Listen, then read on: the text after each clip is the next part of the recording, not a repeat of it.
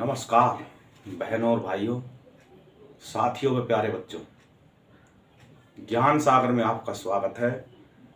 और आज का हमारा विषय है भारत में औपनिवेशिक काल। ये हमारी अध्याय चला हुआ है। इसमें हमारी कई वीडियो बन चुकी हैं और अब हम इसमें ये बता चुके थे कि कैसे उपनिवेश क्या होता है, उसके क्या कारण थे, कौन कौन से देश इसमें दिलचस्पी रख रहे थे। मुख्य रूप से यूरोपियन, जो मध्य यूरोपियन जो कंट्री थे, वो इस काम में लगे हुए थे। और इस काम के पीछे की मैंने उनकी मंशा भी बताई थी। उनकी मुख्य मंशा थी ईसाई धर्म का प्रचार करना और नए नए रिसोर्सेज का दोहन करना और वहाँ पे अपनी बस्ती बना के और वहाँ के प्रशासन को पंगु बना के अपने आप को वहाँ का प्रशासक बना लेना। तो सबसे पहले पुर्तगाली आए, उसके बाद में डच आए, फिर फ्रांसीसी आए और उन्हीं के पैरेलल में अंग्रेज भी यहीं पर ही बसे हुए थे। 1600 ईस्वी में ये भी आ गए थे। लेकिन इस अध्याय में अंग्रेजों का आगमन जो है सबसे आखिरी में दिखाया गया है, लेकिन ऐसा नहीं है, वो पहले से ही थे यहां। अब बात आती है अंग्रेजों का प्रवेश। तो अंग्रेजों का प्रवेश जो था वो जहांगीर के समय में जो है, जब जहांगीर यहां का बादशाह था, उस समय पे ये अंग्रेज 1600 ईस्वी के आसपास में।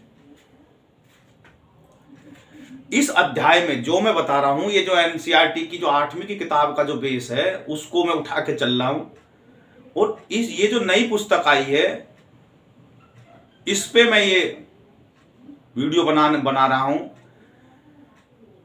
क्योंकि इसमें जो भी मैटर दे रखा है वो अल्प है। वो बच्चों के बेस को इतना मजबूत नहीं करेगा, बस उनको खाली समझा रहा है। तो इसमें क्लियर कट लिख रखी है कि इस पुस्तक में ब्रिटिश शासकों की रणनीति का विश्लेषण किया गया है। यहां पूरी कहानी बताने का प्रयास नहीं किया गया, अपितु भारत में उनकी उपनिवेशिक उपस्थिति के कुछ पहलू को ही ध्यान केंद्रित किया गया है। यानी कि इस पुस्तक किताब में पूरी कहानी नहीं बताई है, कुछ कुछ पहलू बताए हैं कि कैसे संभव हुआ कि लगभग 2 शताब्दी तक भारत जो है, भारतीय उपमहाद्वीप ब्रिटेन के अंडर में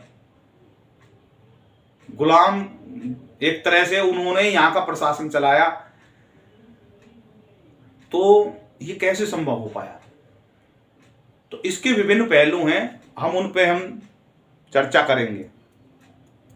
सबसे पहला है व्यापारियों से शासक बनने तक। तो सबसे पहले जहांगीर के पास में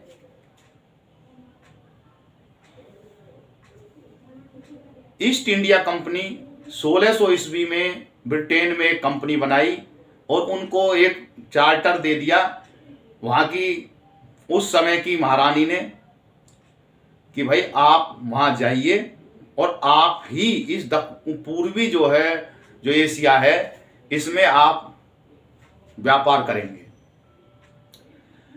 तो वे यहाँ पे व्यापारी बनने के चोला ओढ़ के आए।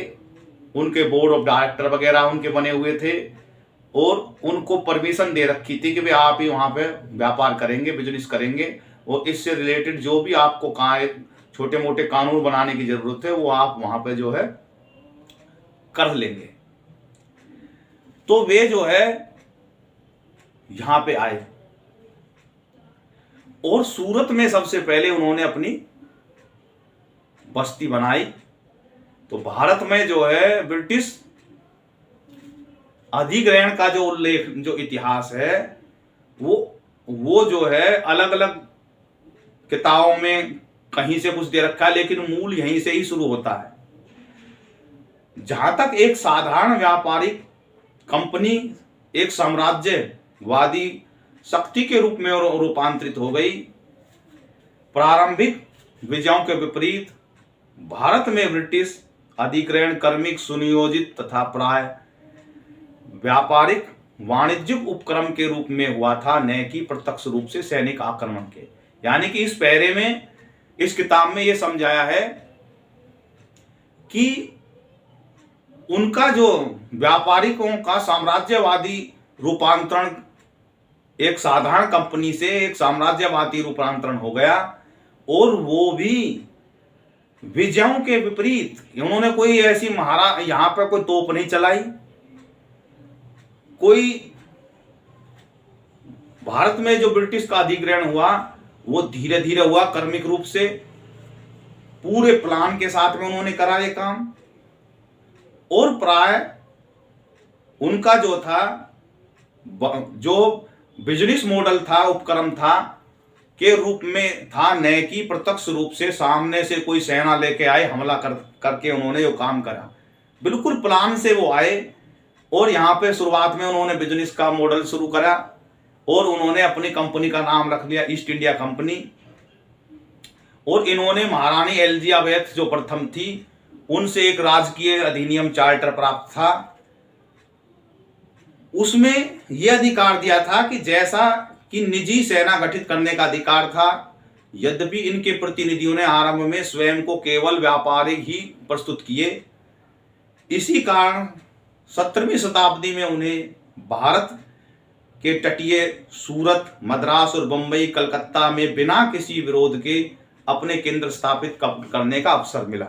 यानी कि वे ना तो सेना तामझाम लेके आए, उन्हें कागज पत्र सारे मिले हुए थे, लेकिन वो शुरुआत में उन्होंने बिल्कुल शुद्ध रूप से बिजनेस व्यापारी की तरह उन्होंने जो है यहाँ से राजा से व्यापार करने की अनुमति ली। और उन्होंने सूरत, समुद्र के तट के आसपास के जितने भी थे, सूरत, बंबई, मद्रास, कलकत्ता, इनमें जो है उन्होंने अपना काम चालू कर दिया और अपनी वहां पे बस्ती बनानी शुरू कर ली। स्थानीय शासकों ने उन्हें जो वहां के स्थानीय शासक थे, उन्हें इसमें कोई आपत्ति नहीं हुई, क्योंकि वो उनके उसमें दखल ही नहीं देते थे। वो जो है अपने पूरे प्लान से लगे हुए थे, उन्हें कोई आपत्तिजनक नहीं लगा, क्योंकि सामान्यतः विदेशी व्यापारी का भी स्वागत करते थे। क्योंकि भारत के अंदर के जो मूल में है वो सर्वे भवन्तु सुखिना का सिद्धांत है। वो मतलब जो है मेहमान को काफी तवज्जो देते आए हैं, और उनका भी ऐसे स्वागत किया। आज भी ये चल रहा है। कोई भी कंपनी जो है भारत में व्यापार करने की इच्छुक होती है, तो भारत की जो सरकार है पलक पावड़े बिछा के उनका स्वागत करते हैं, आइए। आज तो के समय में की सरकार में भारत के प्रधानमंत्री नरेंद्र मोदी जी ने तो मेक इन इंडिया पॉलिसी लगा कि भारत में आइए, मेक इन इंडिया करिए। इससे पहले के भी जो सरकारें थी वो भी यही थी कि भैया आओ हमारे यहाँ पे निवेश करो। तो सेम प्रक्रिया उस समय में चली हुई थी। तो इन साधारण प्रतीतों के प्रयासों के पीछे कंपनी की दीर्घकालिक जो है महत्वाकांक्षा जो थी वो छिपी हुई थी। वो यहाँ पे वाच कर रहे थे कि भाई कैसे, पहले तो उन्होंने आके यहाँ पर रीड करा कि भाई यहाँ पे हो क्या रहा है, कौन मैंने जैसे बताया था अपने पिछली वीडियो में कि जैसे भारत में आज के समय में जो गतिविधि चली हुई है, पश्चिम बंगाल के रास्ते से जो बांग्लादेश से जो गतिविधि चली हुई है वो इसी तरीके से है। पहले वो आते हैं चुपचाप यहाँ पे बस्ती बना, अपना एक सिरकी सी डालते हैं, कबाड़े का बिनने का काम करते हैं, और धीरे धीरे यहाँ में रम जाते हैं। सारे रास्ते देख लेते हैं, कौन किसका घर कहाँ है, कौन कितना बड़ा धनाढ्य आदमी है। फिर उनका एक दूसरी टीम होती है, उनके कागज पत्र बना के दे देती है। फिर धीरे धीरे उसी के बगल में दूसरी सिरकी डल जाती है। ऐसे ही सेम इन्होंने फिर वो वहाँ की राजनीति में दिलचस्पी, पहले तो यहाँ बिजनेस चालू करा, फिर बड़े कबाड़ी बन गए, फिर यहाँ के वो जो नेताओं के संपर्क में आए, फिर वो उन्होंने वोट बनवा ली, फिर वोट बैंक बन गया। सेम ऐसा ही उस समय में अंग्रेजों ने करना शुरू करा।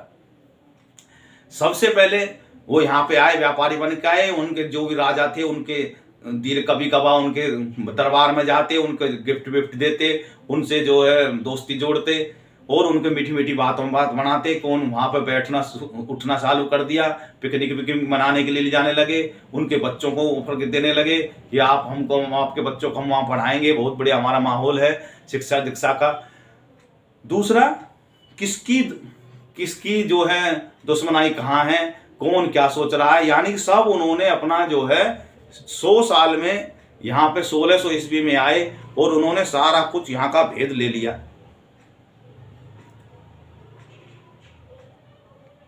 अगली उनकी नीति आई फूट डालो और राज करो की नीति।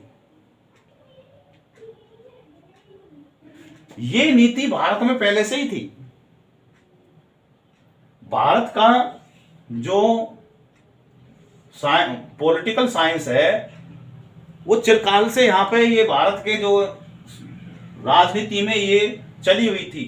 राम के समय में भी यही नीति थी, बाली सुग्रीव के भी अंदर जो फूट डालो राजनीति अपनाओ की नीति अपनाई गई। रावण के समय में भी ये राम के ने रावण के समय में भी उसका भाई में उनमें फूट डलवाई हनुमान के माध्यम से, वहां पे लंका में जब वो सीता खोज में जा रहे थे।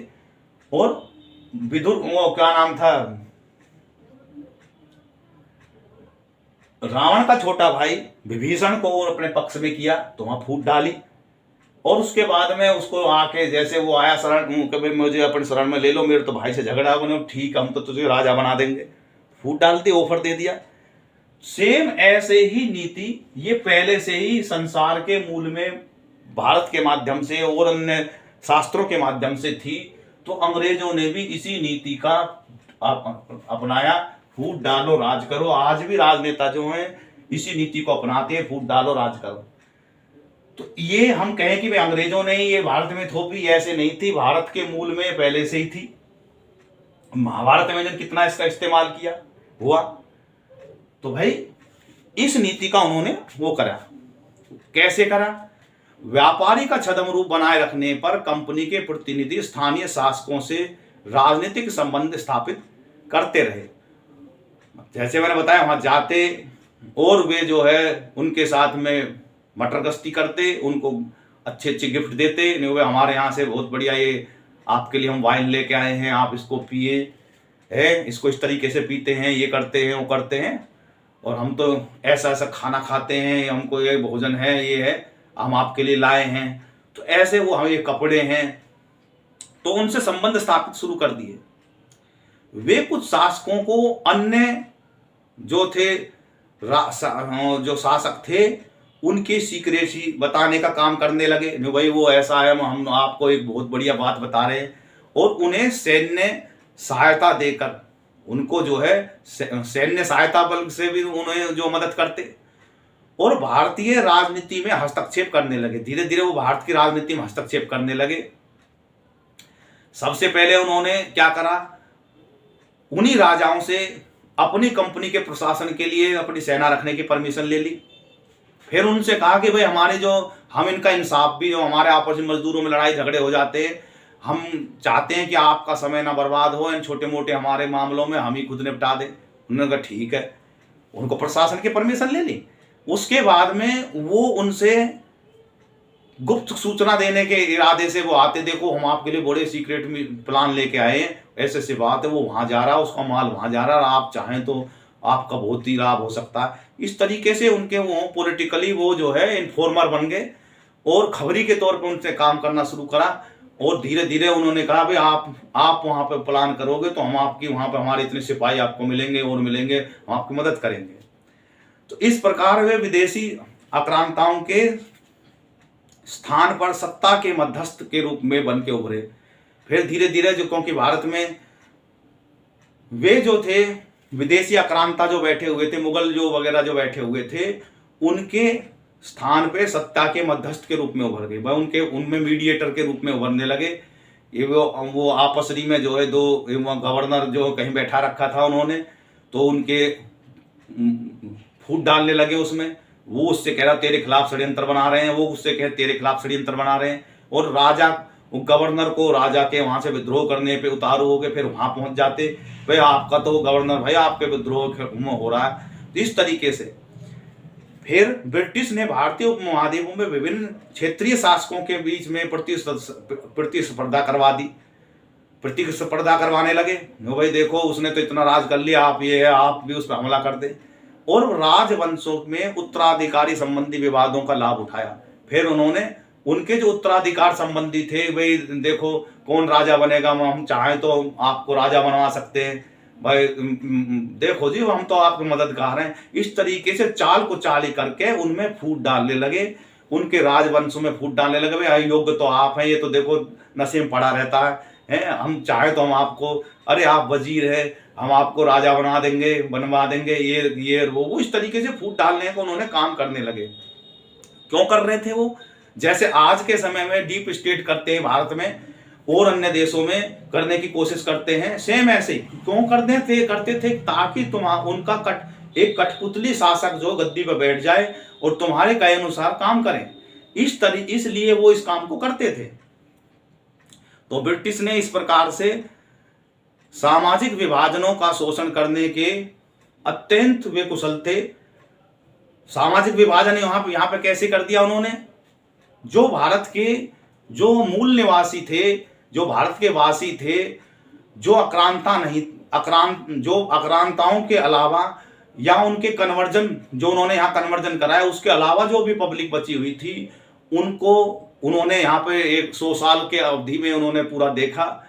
और उनकी जो भी विरासत थी उस विरासत पे उन्होंने चोट पहुंचानी शुरू कर दी, उनकी परंपराओं पे चोट पहुंचानी शुरू कर दी। एक को दूसरे के खिलाफ लड़ाने, यार तुम्हारा तो बड़ा शोषण हो रहा, जबकि ऐसा नहीं था।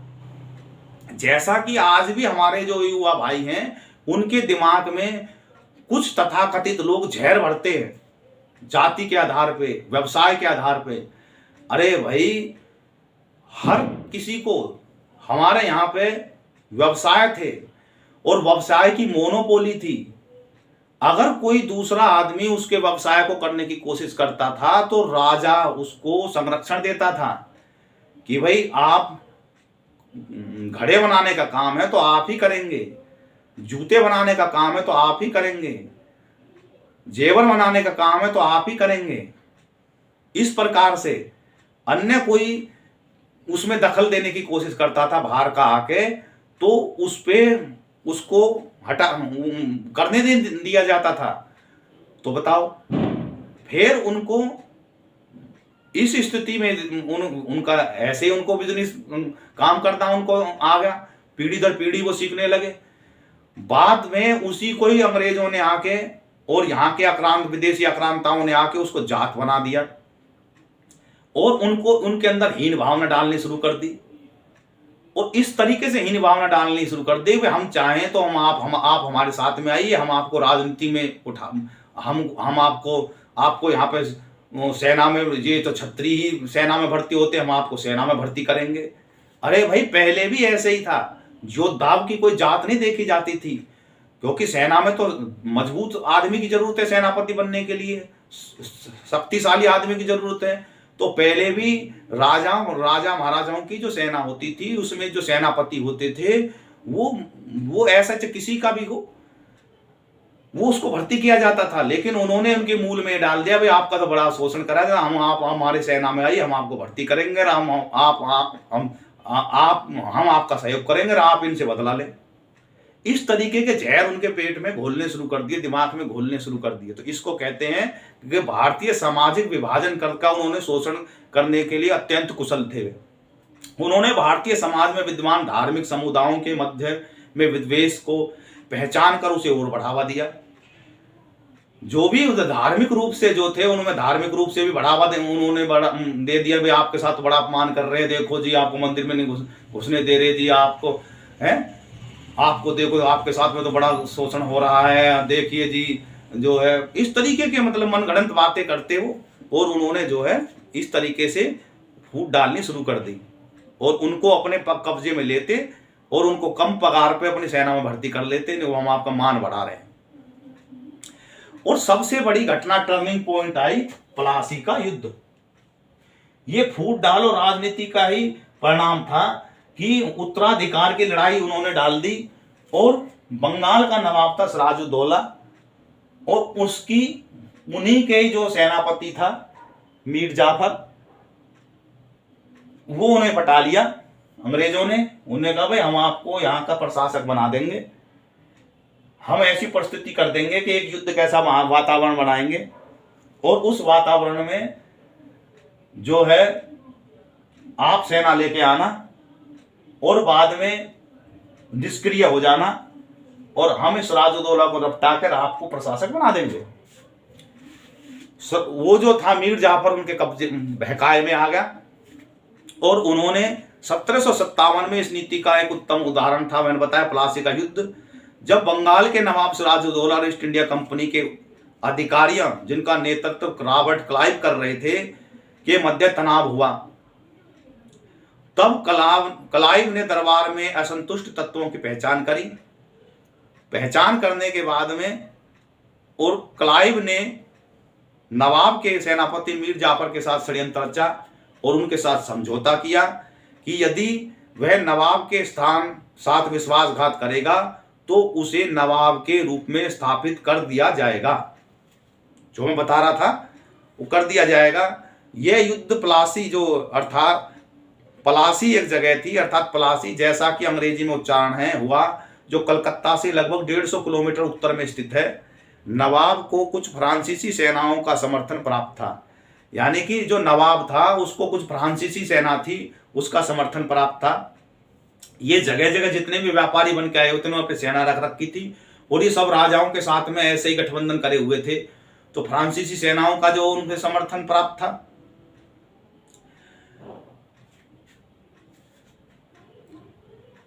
किंतु मीर जाफर की सेनाएं, जो नवाब की सेनाओं के प्रमुख थी, युद्ध में निष्क्रिय रही। इस प्रकार संख्या में कम होने पर भी ब्रिटिशों ने उन पर विजय प्राप्त कर ली।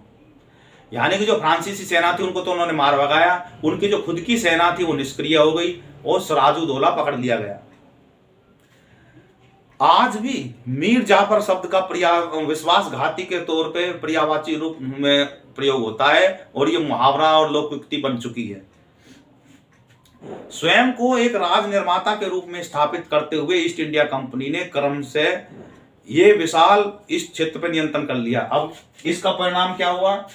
क्योंकि जब बंगाल का जो नवाब था वो बंगाल के अलावा बिहार और उड़ीसा,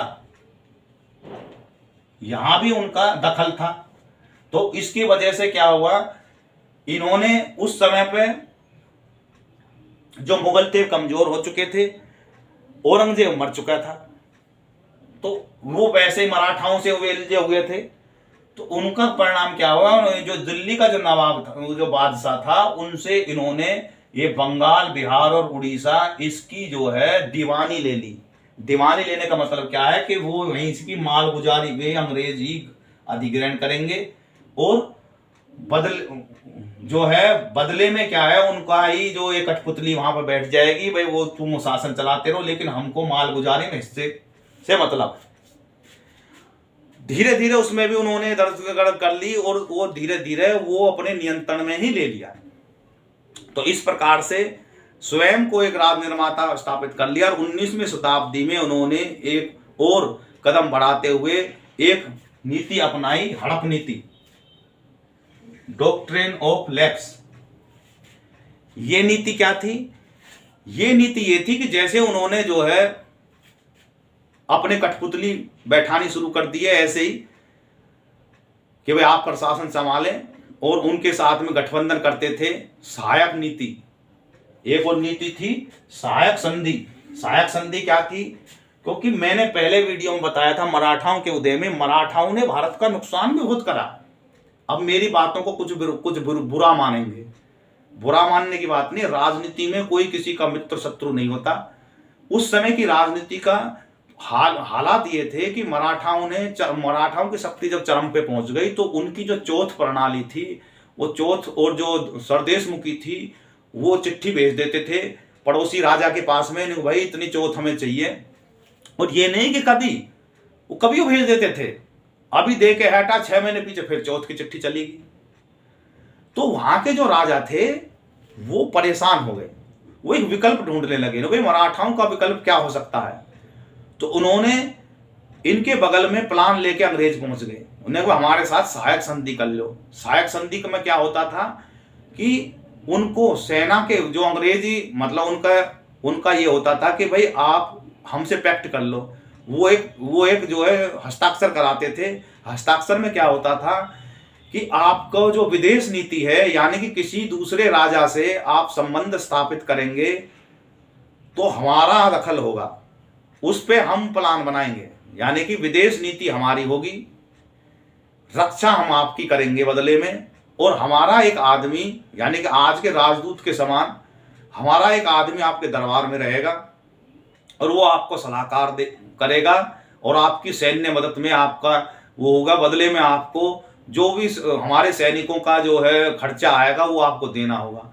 वो खर्चे का भी इन्होंने इंतजाम कर दिया था, भाई माल गुजारी का 10% 15% जैसे भी उनका फॉर्मूला फिट बैठता उतना हम आप ले लेंगे जी, आपको चिंता करने की जरूरत नहीं, आप निष्कंठ रूप से शासन करें। ये जो भी उनसे मराठाओं से डरते हुए जो इनसे गठबंधन कर लेता, बाद में वो उनकी गले की फांस बन जाता। सबसे पहले गले की फांस बनी यही हड़प नीति, यही जो सहायक संधि, वो हैदराबाद के जो हैदर अली था और टीपू सुल्तान, उनके गले की फांस बनी, सहायक संधि हुई। फिर वो यहाँ से राजस्थान की तरफ बढ़ते चले गए, उनसे सहायक संधि होती चली गई। फिर सहायक संधि के में क्या होता कि भाई आपका जो है हम आपका शासन चलवाते रहेंगे। बाद में उन्होंने एक डॉक्ट्रिन और उस सहायक संधि का परिणाम ये हुआ कि राजा अंदर से अंदर खोखले हो गए, वो अपने आप में ये महसूस करने लगे यार तुम तो अंग्रेजों के गुलाम हो गए। अब वो उनसे उस संधि को खत्म करने की सोचते, तो बदले में वो पैसे की डिमांड करते, भाई हमें इतने रुपए लाओ, हम तो चले जाएंगे और आप हम और हमारी सेना से लड़ो। वो विद्रोह करते, वो सेना मजबूत होती चली गई, उनके जो योद्धा थे उनको उन्होंने ठिकाने लगवाना शुरू कर दिया था अंदर से अंदर ही। अब मजबूरी में राजा क्या करता, फिर उन्होंने दूसरी नीति ले आई, डॉक्ट्रिन ऑफ लैप्स। ये क्या नीति थी? डॉक्ट्रिन ऑफ लैप्स ये थी कि वो जो अगला उत्तराधिकारी है,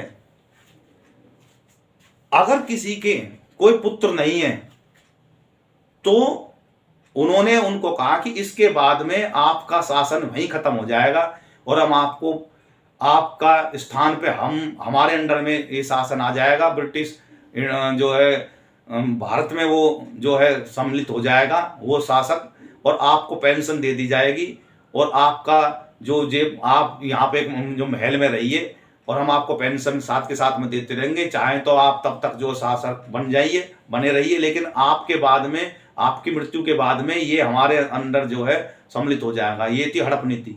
और इसी नीति के वो दत्तक, भारत में जो दत्तक प्रथा चली हुई थी उन्होंने उसको नहीं माना, तो वो कह लगे आपका जो आपके औरत से जो पैदा पुत्र है हम उसी को ही मानेंगे।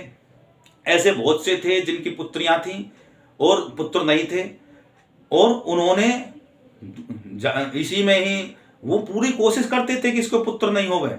वो ऐसी गोटी फिट करते थे, किसी नर्तकी को लगा देते थे, किसी को दाई को कब्जे में ले लेते ताकि इसके पुत्र हो या मर जाए।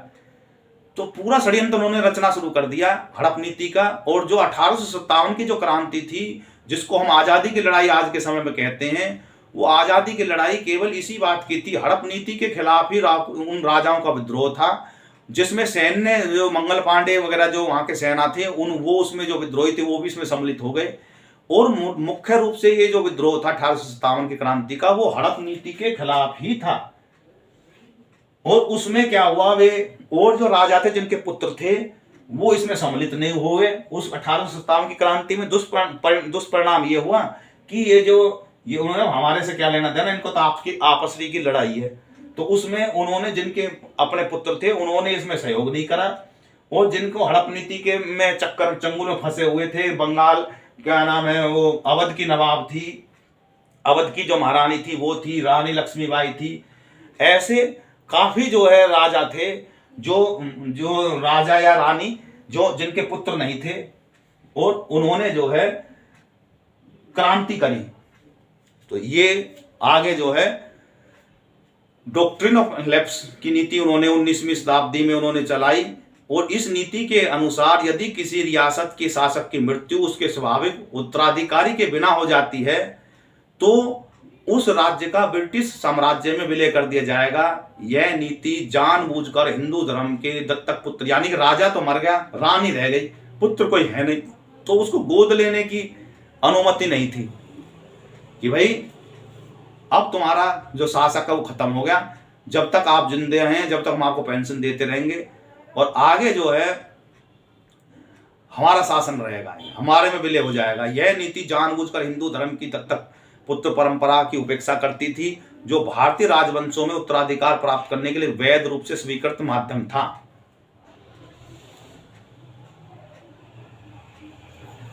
हड़प नीति के परिणाम स्वरूप अनेक राज्यों का विलय हुआ और जिसमें ब्रिटिश साम्राज्य की भौगोलिक सत्ता का विस्तार हुआ, और इस नीति से भारतीय समाज के कुछ वर्गों में तीव्र असंतोष हुआ, जिसमें 1857 की क्रांति की पृष्ठभूमि थी। जैसा मैंने बताया कि ये जो है 1857 की क्रांति की जो था इसी का ही परिणाम था।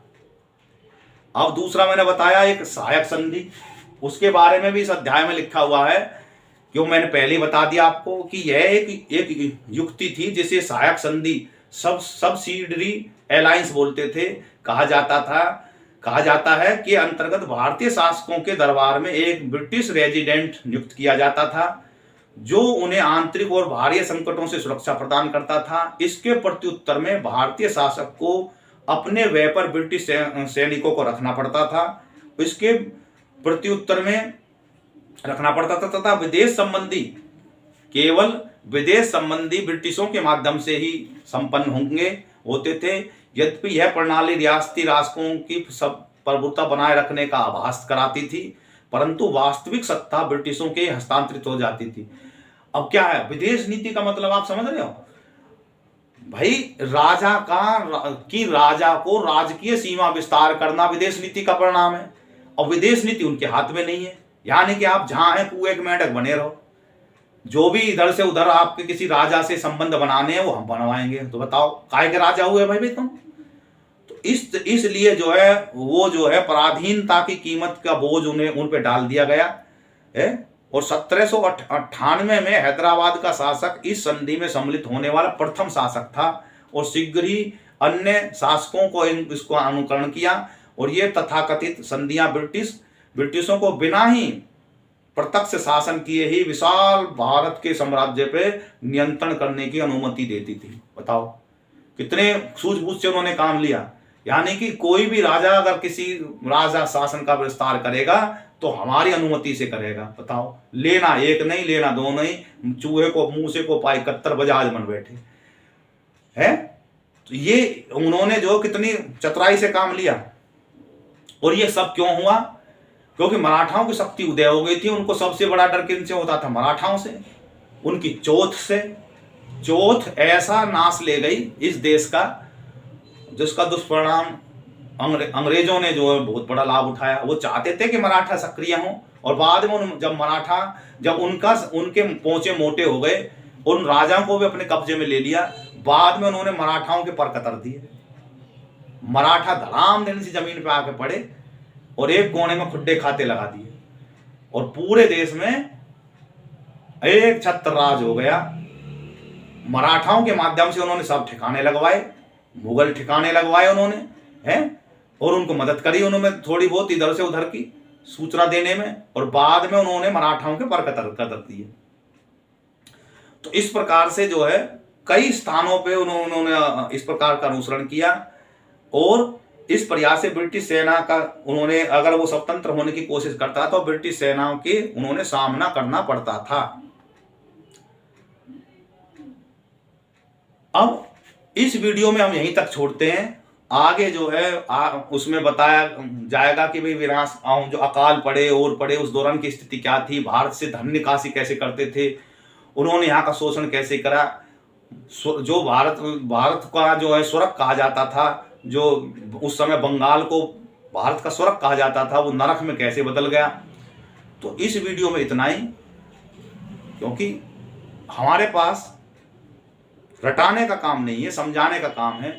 समझोगे तो अकल में आएगी। जिस प्रकार से मैंने बताया कि सबसे पहले व्यापारी बन के आए, बिजनेस करा शुद्ध रूप से, और बिजनेस करने के दौरान ये जान लिया किसका किसके संबंध है, भारत में कौन राजा मजबूत है, उनको अपने चंगुल में फंसाया गिफ्ट दे दे के, और डोनेशन, जैसे आज के समय में डोनेशन देते हैं, और फिर बाद में शासक बन गए। कैसे बने? उन्होंने फूट डालो राजगुरु की नीति अपनाई। उन्होंने जो राजाओं के दरबार में जाके देखा कि कौन किससे टसनबाजी चली हुई है, और एक पड़ोसी राजा की किससे चली हुई है, वे झूठ बोल के उसके वहां धूल गोला छोड़ते थे, वे उस पड़ोसी राजा के पास में छोड़ते थे। फिर वो कहते थे कि भाई हम आपकी मदद कर देंगे, वो फलानी जगह जा रहा है, आप चाहो तो उस पर हमला कर दे। इस तरीके से एक दूसरे की रंजिश बढ़वाने शुरू कर दी उन्होंने, और उन्हीं के दरबारी जो थे उनको सपने दिखाने शुरू कर दिए कि आप ही राजा के योग्य है। इसी का परिणाम प्लासी का युद्ध था 1757 में, और बंगाल पे उन्होंने कब्जा कर लिया। और दूसरे एक सहायक संधि लेके आए, हड़प नीति लेके आए, और उसमें जो है भारत का सारा कुछ जो है अपने नियंत्रण में, बगैर लड़े थे, बगैर उसके ही उन्होंने जो विदेश नीति अपने कब्जे में ले ली कि सहायक संधि के माध्यम से। और धीरे धीरे वे राजा जो थे उनका बिल चुकाने में, उनके पास बिल का फर्रा भेजा जाता, उस फर्रे को चुकाने में वो असमर्थ हो गए। बदले में वो जो है उनसे जो है उनके पुत्रों को, उनको भी गिरवी रखने लगे कि भाई तुम हमसे मुकर ना जाओ। तो बाद में युद्ध होता, यानी खोखला हो चुके, पैसा उनके पास नहीं है, उनको तरह तरह की चस्के लगा दिया आवारा। और बाद में जब वो देखे कि अब कमजोर हो गए, बाद में उनको सेना का विद्रोह जैसे बहाना ढूंढते थे कि वो फिर उनसे हमला कर देते थे, भाई हमारे इतना पैसा बनना दो, वरना हम जो है ये इतनी मालगुजारी हम करेंगे। राजा थोड़ा बहुत अपनी आंख दिखाता था तो सिपाहियों से उनको डरा देते थे। इस प्रकार से जो है वो जो है भारत के भूभाग पे धीरे धीरे कब्जा करते चले गए। इससे आगे जो है हम अगली वीडियो में समझाएंगे आगे क्या हुआ। भारत माता की जय। जय हिंद, जय भारत।